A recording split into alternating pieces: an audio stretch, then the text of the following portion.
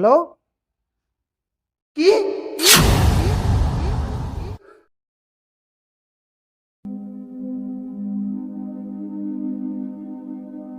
Sir Srimanta দা বহকচোন।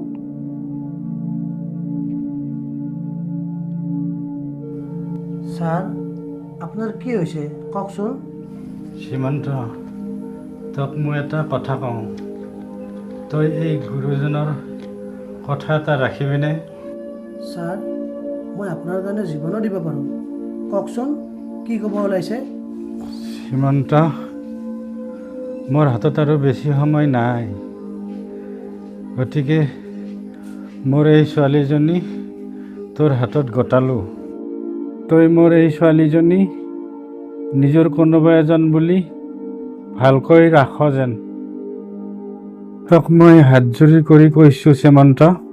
Sir আপুনি তেনেকৈ কিয় কৈছে? আপোনাৰ একো নহয় দিয়ক, মই আছোঁ নহয়।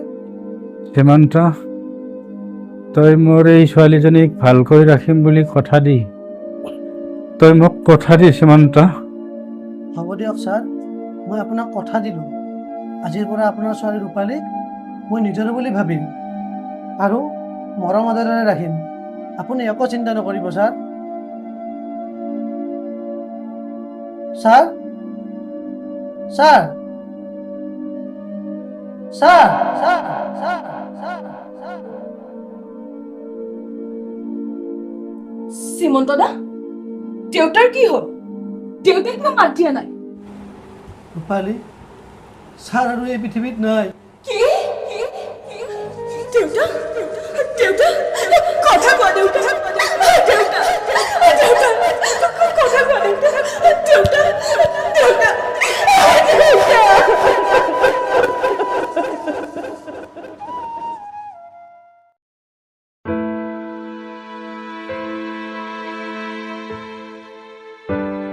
শ্ৰীমন্ত দা পানী খাওক। ৰূপালী বহাচোন, তোমাৰ লগত অলপ মোৰ কথা আছে। ৰূপালী ছাৰে এইটো আগতেই গম পাইছিল যে ছাৰ আৰু বেছিদিন জীয়াই নাথাকে। সেইকাৰণে ছাৰে মোক এদিন কৈছিল, ছাৰৰ যদি হঠাৎ কিবা এটা হৈ যায়, মই যেন তোমাক চিৰজীৱনৰ কাৰণে আমাৰ ঘৰতেই ৰাখোঁ আৰু মৰম আদৰ কৰোঁ। কিন্তু ছাৰে এই কথাখিনি মোক ধেমালিতে কোৱা বুলি ভাবিছিলোঁ। আচলতে ছাৰে এই কথাখিনি মোক ধেমালিতে কোৱা নাছিল, সঁচাই কৈছিল। গতিকে মই এটা কথা ভাবিছোঁ ৰূপালী, কি কথা শ্ৰীমন্ত দা? আজিৰ পৰা আৰু তুমি এখন ঘৰত অকলে থাকিব নালাগে, মোৰ ঘৰতে থাকিবা আৰু সেইখন ঘৰকে নিজৰ ঘৰ বুলি ভাবিবা। ব'লা এতিয়া আমি যাওঁগৈ। আজিৰ পৰা তুমি আৰু এটা নতুন জীৱন আৰম্ভ হোৱা বুলি ভাবিবা। যোৱা এতিয়া, তোমাৰ কি ল'ব লগা আছে লৈ লোৱাগৈ।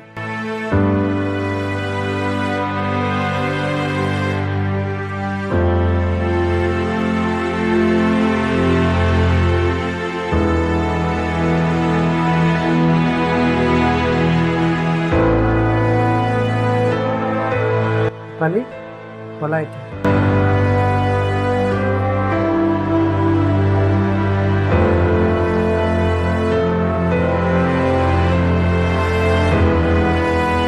ৰূপালী এইটোৱে আমাৰ ঘৰ আৰু আজিৰ পৰা তুমিও এই ঘৰটোকে তোমাৰ নিজৰ ঘৰ বুলি ভাবিবা। আহা এতিয়া, তোমাৰ ৰুমটো তোমাক দেখাই দিম।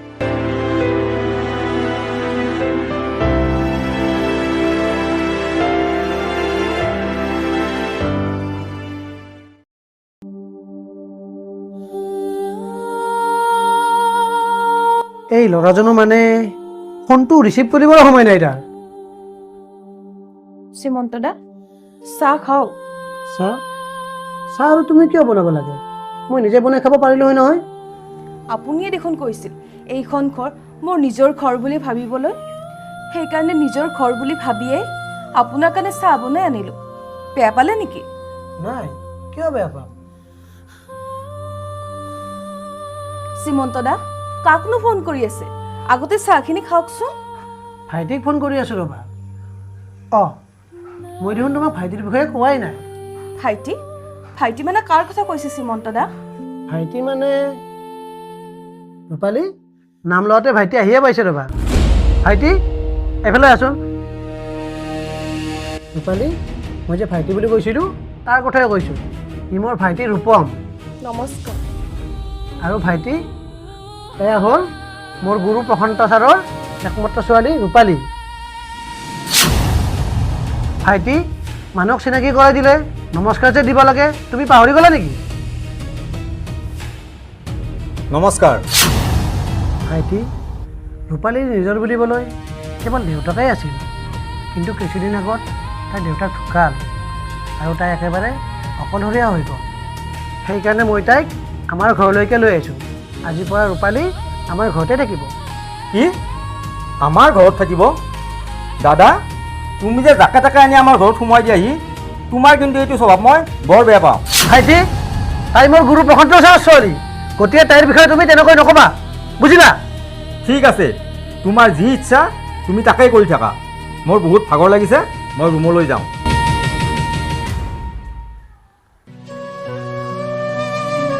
ৰূপালী তুমি তাক বেয়া নাপাবা, সি দেখাতহে তেনেকুৱা খঙাল, অন্তৰৰ কিন্তু তাৰ বৰ কোমল। গতিকে তুমি তাৰ কথাবোৰ ধৰি নাথাকিবা। নাই শ্ৰীমন্ত দা, মই আৰু কিয় ধৰি থাকিম? আপুনি বহক, মই ভাতৰ যোগাৰ কৰোঁগৈ। যোৱা।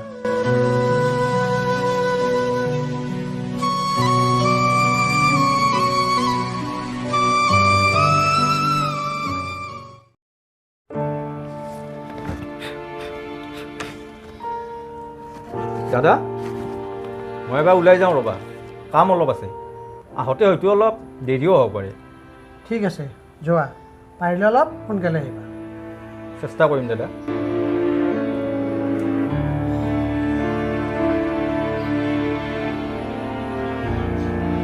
লওক শ্ৰীমন্ত দা।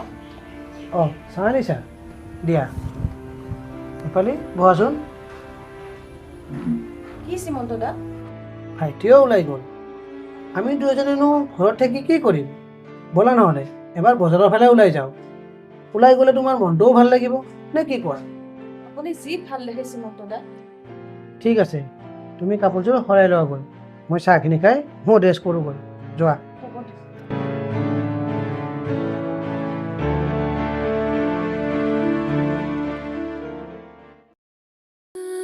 ঠিক আছে, কথাটো তই মোক জনাবি। ঠিক আছে, হ'ব। দাদা, ক'লৈ গৈছিলা তুমি? পালি তুমি ভিতৰলৈ যোৱাচোন।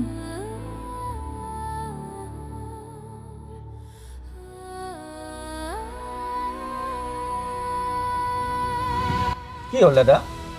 তোমাক বহুত চিন্তাত থকা যেন পাওঁ দেখোন। ভাইটি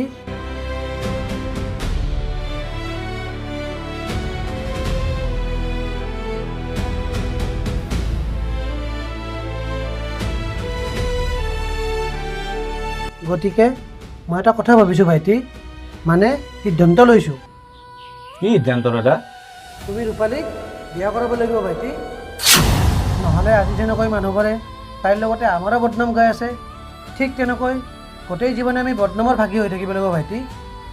গতিকে মানুহৰ মুখ বন্ধ কৰিব লাগিলে এটাই উপায় আছে ভাইটি, তুমি ৰূপালীক বিয়া কৰাব লাগিব। দাদা, তুমি এইবোৰ কি কৈ আছা?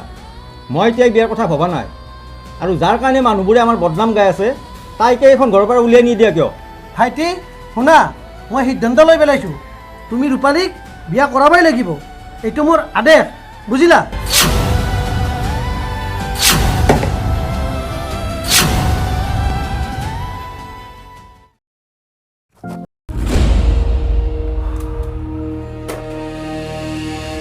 তুমি তুমি মোৰ বিচনাত বহি আছা যে? শুনা, মই দাদাৰ কাৰণেহে তোমাক বিয়া কৰাইছোঁ। তোমাৰ প্ৰতি কিন্তু তুমি যে মোৰ পত্নী তেনেকুৱা কোনো ভাৱ নাই। গতিকে এতিয়াই তুমি মোৰ ৰুমৰ পৰা ওলাই যোৱা। কি কৈছোঁ শুনা নাই নেকি? ওলাই যোৱা মোৰ ৰুমৰ পৰা।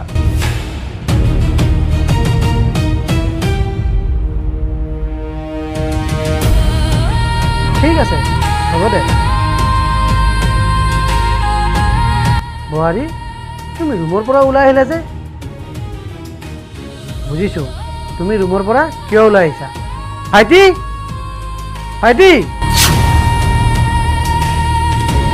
কি হ'ল দাদা? তোমাৰ লগত ৰূপালীৰ বিয়া হৈছে, এতিয়া তাই তোমাৰ পত্নী, কিন্তু তুমি তাইক ৰুমৰ পৰা ওলাই দিলা যে? আজিৰ পৰা তুমি আৰু বোৱাৰী তোমালোকৰ ৰুমত একেলগে থাকিব লাগিব, বুজিলানে? বোৱাৰী যোৱা, তুমি তোমাৰ ৰুমলৈ যোৱা।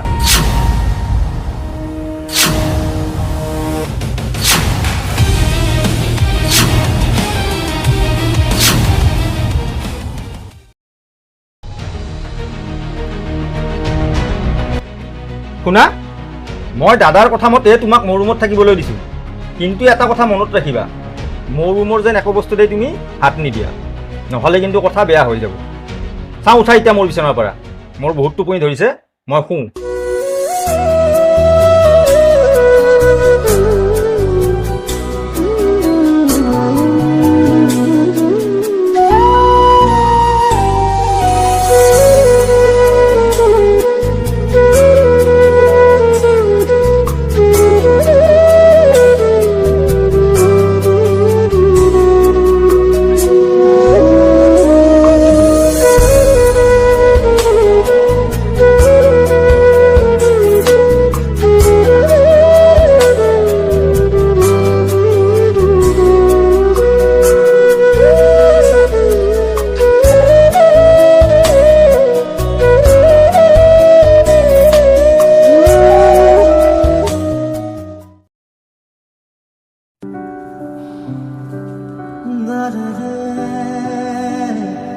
বোৱাৰী, তুমি দেখোন অনবৰতে কামেই কৰি থকা, মাজে মাজে অলপ ৰেষ্ট ল'বাচোন। দাদা, মই এবাৰ ওলাই যাওঁ ৰ'বা, কাম অলপ আছে। আহোঁতে হয়তো অলপ দেৰিও হ'ব পাৰে, তুমি মোৰ কাৰণে ৰখি নাথাকিবা, ভাতটো খাই ল'বা। ভাইটি, ক'ৰবাত ওলাই গ'লে যে নিজৰ পত্নীক মাত এষাৰ দি যাব লাগে, সেইটো তুমি নাজানা নেকি? বোৱাৰীক মাত এষাৰ দি যোৱা। যাওঁ, তুমি ভালকৈ থাকিবা।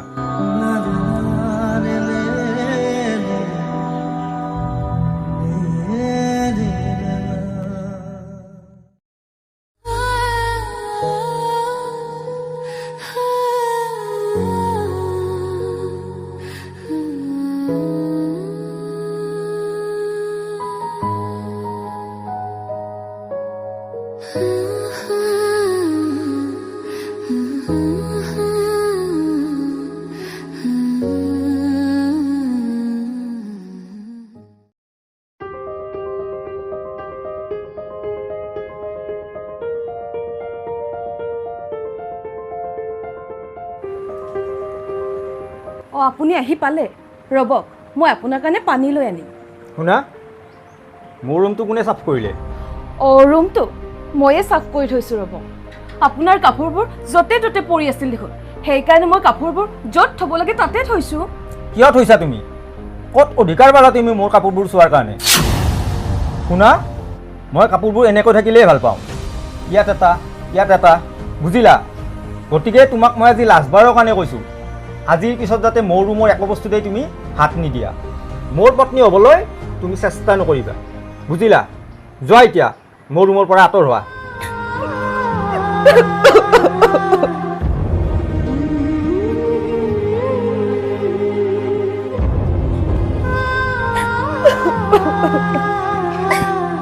বোৱাৰী, তুমি কিয় কান্দি আছা? আজি মোৰ মা দেউতালৈ বৰকৈ মনত পৰিছে দাদা।